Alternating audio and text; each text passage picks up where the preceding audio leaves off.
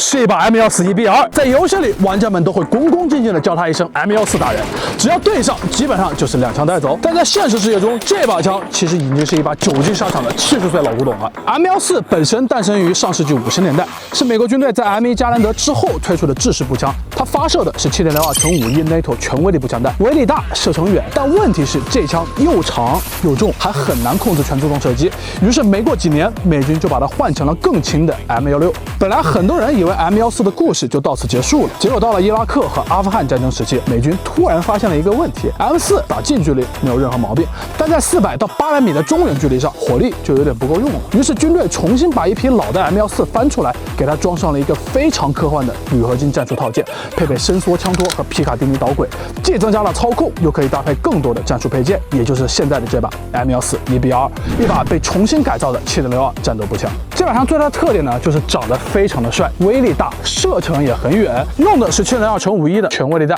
後坐力那可不是鬧着玩的。